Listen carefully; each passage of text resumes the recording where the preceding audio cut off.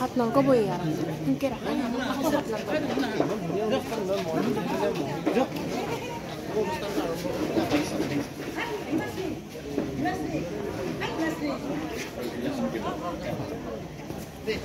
মই পৰৱৰ্তী শিল্পী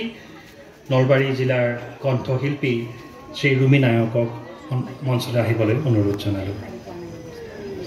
মোক জনোৱা হৈছে যে তেওঁ বৰ্তমান আহি পোৱা নাই মই এতিয়া পকোৱা নিবাসী অভিনেতা শ্ৰী ধীৰেশ্বৰ শৰ্মা ডাঙৰীয়াক মঞ্চলৈ আহিবলৈ অনুৰোধ জনালোঁ আৰু উদ্যোক্তাসকলক তেওঁক আদৰি আনিবলৈ অনুৰোধ জনালোঁ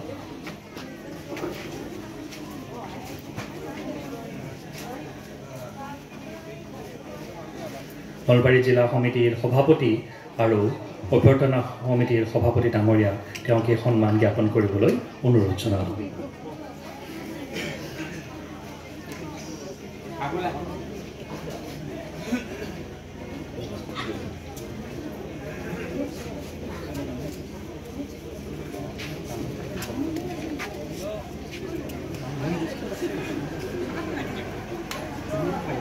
ঠিক আছে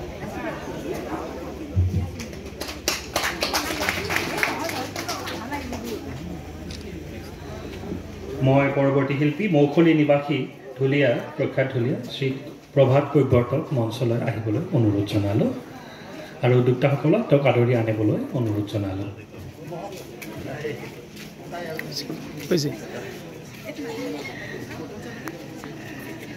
মই একেদৰে নলবাৰী জিলা সাহিত্য সন্মিলনীৰ সভাপতি আৰু অভ্যৰ্থনা সমিতিৰ সভাপতি ডাঙৰীয়াক তেওঁলোকে সন্মান জ্ঞাপন কৰিবলৈ অনুৰোধ জনালোঁ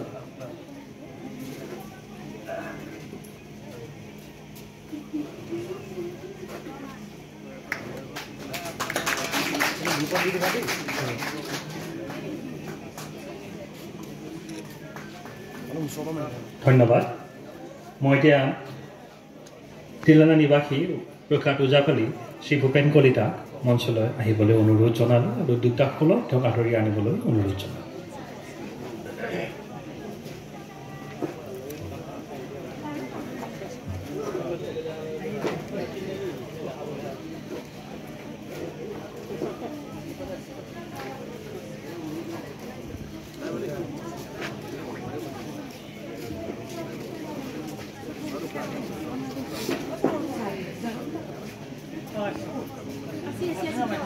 আমি এতিয়া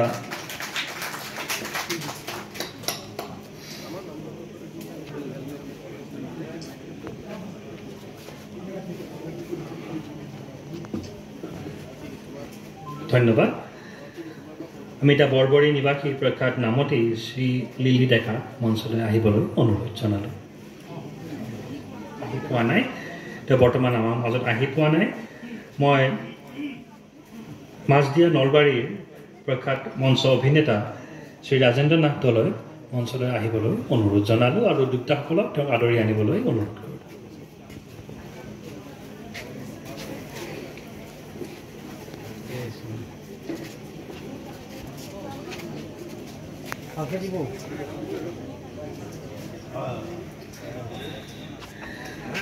মই আমাৰ সন্মানীয়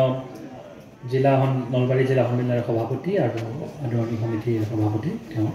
সন্মান জ্ঞাপন কৰিবলৈ অনুৰোধ কৰিলোঁ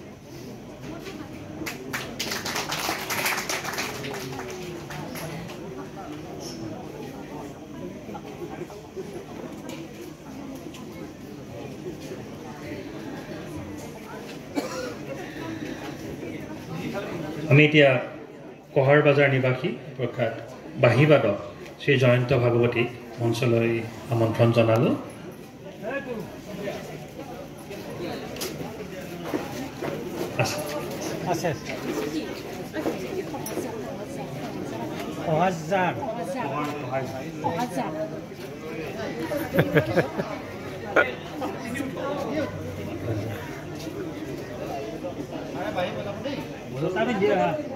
বাঁহী বজাব দিলে বাঁহী বজাব বজাব লাগিব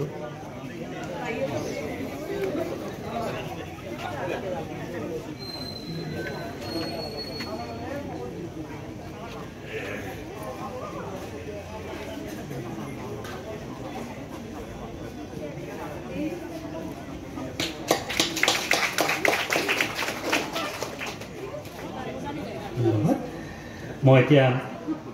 বৰকুৰিহা নিবাসী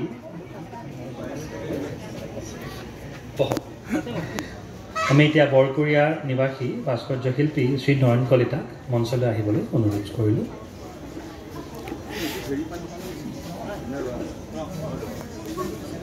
তেওঁ আহিছে।